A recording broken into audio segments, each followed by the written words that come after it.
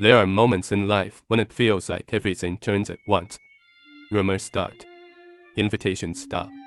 Messages get left unread. People who once laughed in your face now whisper when you walk by.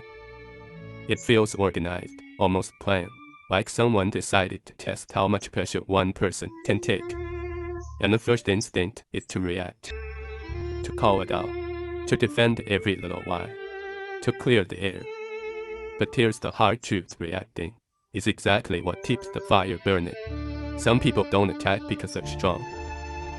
They attack because chaos gives them purpose. And when nothing comes back at them, no angry text, no public meltdown, no desperate explanation, it throws them off balance. Silence is uncomfortable, not just for the one holding it, but for the ones waiting to see your reaction. That quiet restraint becomes a wall they can't climb. At first, staying quiet feels like losing. It feels weak. The mind keeps replaying conversations, thinking of better comebacks, sharper responses, perfect explanations that would finally win. But most fights aren't about truth. They're about ego, about control, about seeing who can get the bigger reaction. The moment someone stops trying to win, the whole game changes. The gossip doesn't hit the same when there's no emotional explosion attached to it. The insults lose energy when they aren't answered, and that's when something interesting happens. The ones pushing buttons start pushing harder. Not because they're confident, but because they're confused. No reaction means no control. And people who rely on control start to panic when it slips through their fingers. There's also the pressure from the sidelines. Mutual friends asking what happened. Family members saying, just talk it out. Coworkers fishing for drama. It feels like everyone wants a statement, a side, a breakdown. And it's tempting to give one. To sit down and explain the full story. Every detail, every betrayal. But most listeners aren't looking for clarity. They're looking for entertainment. Once the story is told, its bit twists, grows legs. Suddenly private pain becomes group discussion. Holding back isn't about pride. It's about protecting peace. Not every situation needs a public trial. Not every lie needs a defense.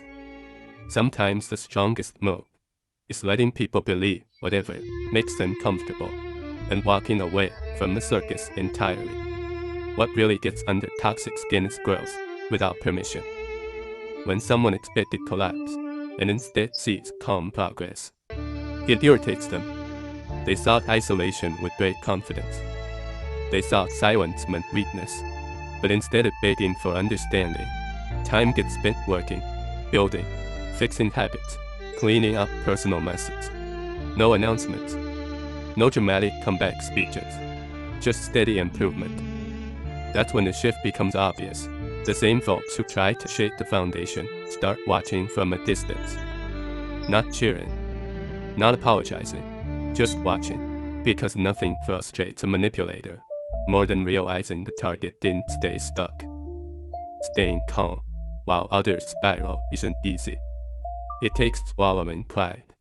It takes sitting through lies without correcting every word. It takes hearing that someone called you fake, cold, selfish, and not running to prove otherwise. But here's something real. When someone loses access to your reaction, they expose themselves. The louder they get, the more obvious the insecurity becomes. Calm energy next to chaos makes the chaos look foolish. And the funny part, no grand speech is needed. No revenge plan. Just consistency. Show up, do your work, keep your circle tight, let actions speak quietly.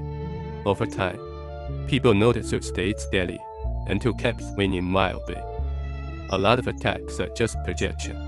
People uncomfortable with their own choices don't like seeing someone choose differently.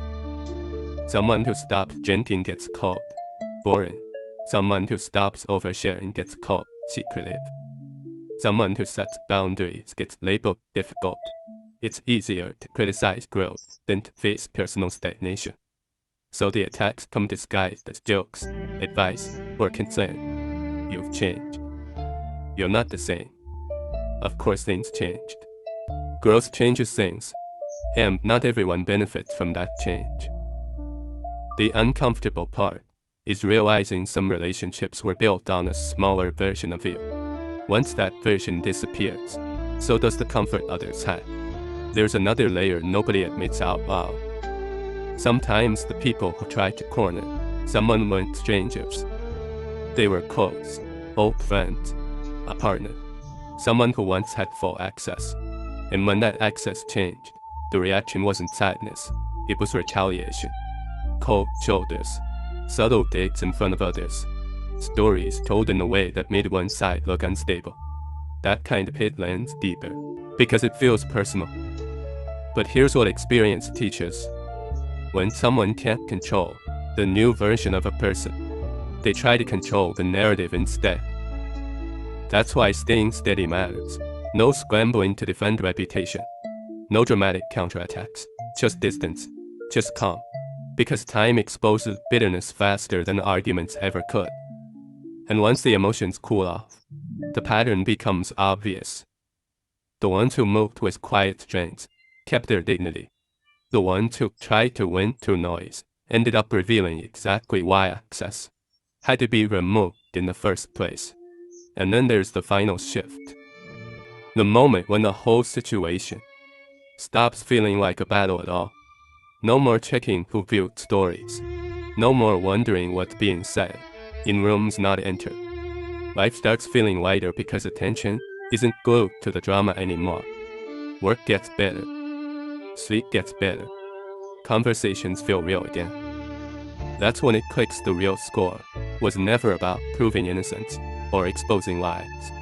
It was about protecting peace, about refusing to let outside chaos decide internal stability. The funny thing is, once that level of calm settles in, the same people who once tried to shape everything sometimes circle back, softer now, curious even, but by then, the need to react is gone. Growth happened quietly, strength built quietly, and the wild storm that once felt overwhelming, it ends up looking small compared to the stability built afterward. One thing that doesn't get said enough is how lonely it feels in the middle of all this. When the noise first starts, it feels like standing alone in a crowded room. People go quiet around you. Some avoid eye contact. Others act overly nice, which is worse because it's fake. That isolation messes with your head. It makes you question yourself. Was I wrong? Did I push too hard? That's the trap. Toxic environments thrive on self-doubt. The moment you start shrinking to make others comfortable again, the cycle resets. But sitting in that loneliness without folding builds something solid. It forces you to get comfortable with your own company, to stop needing constant reassurance, to realize that being alone for a season is better than being surrounded by people who secretly enjoy your struggle. That phase feels heavy, but it clears out fake support and leaves room for real connections that don't depend on you staying small. And here's the part most people won't admit. Once you truly detach, some of the same individuals who try to shake you will feel the shift. Not because you announced it, not because you confronted anyone, but because energy changes when someone stops caring about approval. There's a different posture, a different tone, fewer words, more focus. That calm indifference unsettles people who fed off reactions. They may test the waters again. Small comments, subtle jokes, random check-ins.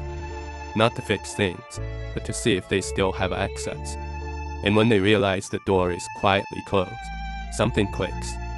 Not for you, for them. Because the real power move was never revenge. It was emotional discipline. It was learning to let people misunderstand you and still sleep peacefully at night. And once that skill locks in, no group pressure, no gossip, no silent treatment can shake you the same way again.